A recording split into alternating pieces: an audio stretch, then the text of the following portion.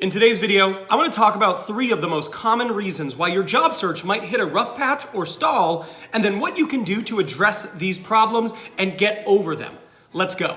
Now, one of the most common issues people run into when they are in a job search is they go out there and they feel like, I have already applied to all of these jobs. They do a job search on LinkedIn or Indeed, and they do their search, they put in their title, they put in their zip code, and they go, oh my gosh, this is the same jobs I've seen over and over and over, and I've applied to all of these jobs. So what do you do in that situation?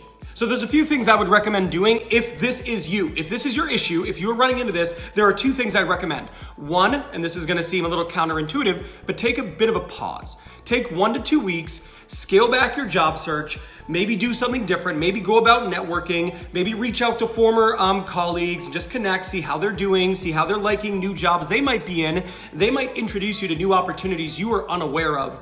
But just take a break. Take a little bit of break of doing the same thing over and over and over again. The second strategy for overcoming this specific issue is don't search by job title. But instead, I want you to think about companies. What are the companies you're interested in?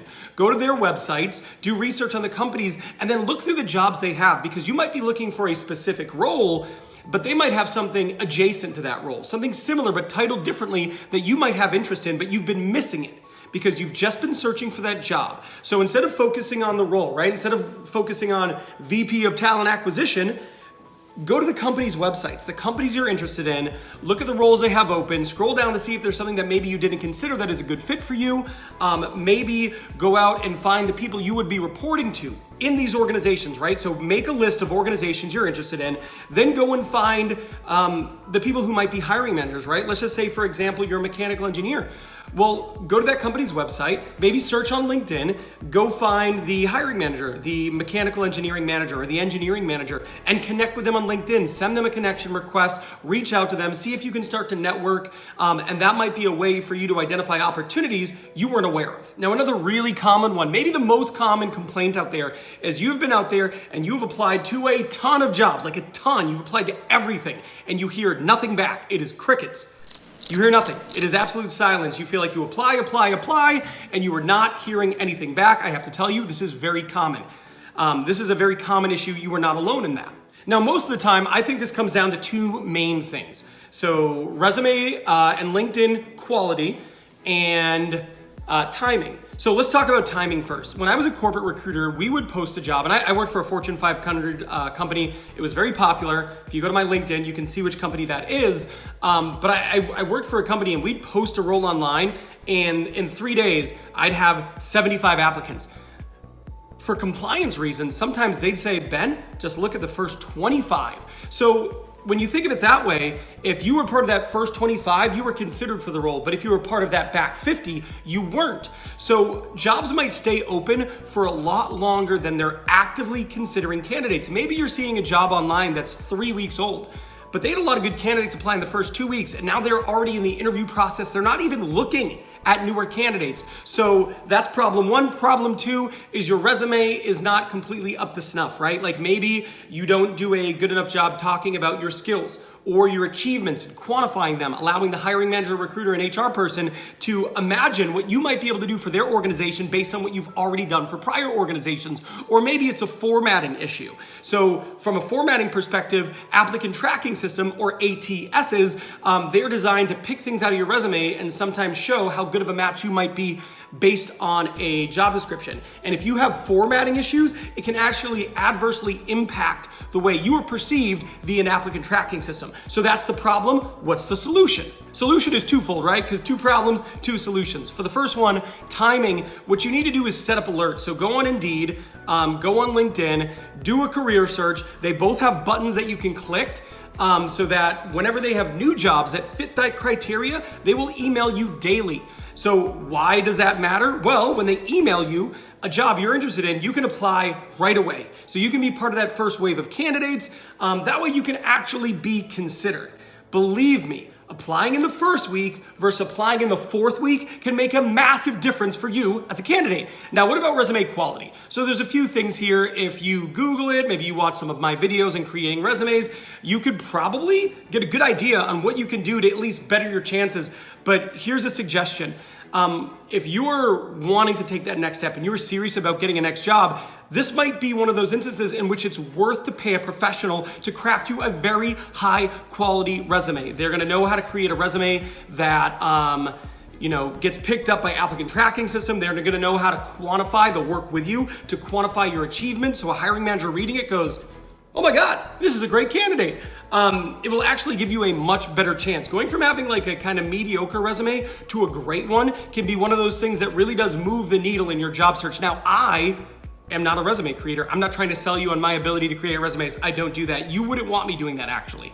But if you go down to the description box, there's actually a company I've partnered with. They do great work. And if you tell them you watch Ben Talks Talent and I sent them your way, you will get 10% off their resume packages. They also do LinkedIn packages. Believe me, if you are looking for a job and you need help and you think it's your resume or your LinkedIn that might be holding you back, companies aren't calling you after you apply, that investment can be entirely worth it and can make a huge difference. Now let's talk about the third issue. The third issue is you are not incorporating recruiters into your job search. That's right.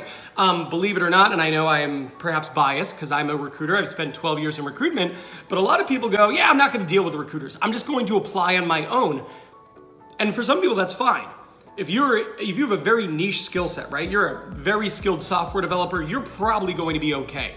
But what that tells me is your job search strategy is rather one-dimensional. It's see jobs that are open, apply online. So here's the solution. The solution to that is obviously to partner with recruiters. The reality is at any given time, recruiters have a bunch of jobs that aren't posted online, the hidden job market, right? So companies that have been working with recruiters for years, instead of posting it sometimes, they'll just go straight to a recruiter and go, hey Ben, I need a security architect. Can you go and find me one of those people?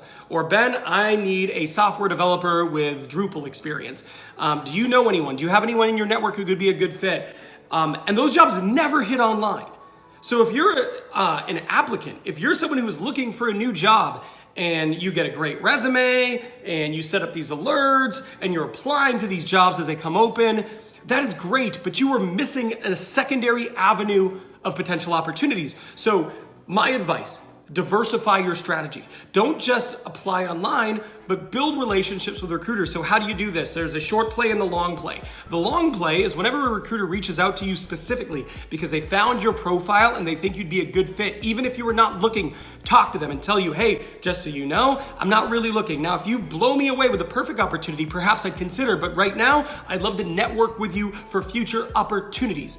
They will, of course, say yes. They'll talk to you and you can create a relationship for future opportunities. Now, that's long-term. Short-term, find recruiters out there that are in your area, in your niche, using the search function on LinkedIn. I don't know why I pointed. LinkedIn isn't up here. That's my window.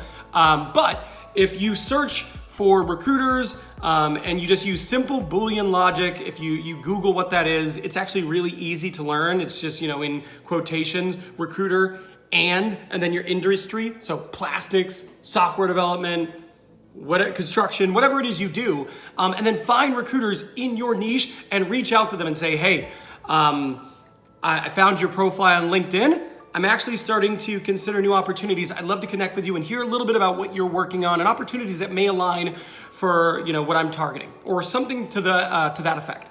But if you do that, you can actively start to engage a different avenue of a job search. Now, here's the thing, a quick warning, don't ever pay a recruiter. Companies pay the recruiter. So if a recruiter goes, sure, I'll work with you, but it's gonna cost you, don't work with that recruiter. Work with a different. I'm a recruiter and I'm gonna say this, and I can say this as a recruiter. There are a billion recruiters out there. So if you reach out to a recruiter and says, yes, Ben, I'll work with you, but you have to pay me, archive that message and move on with your life. That would be my suggestion because there are a lot of great recruiters out there and they don't require candidates to pay them.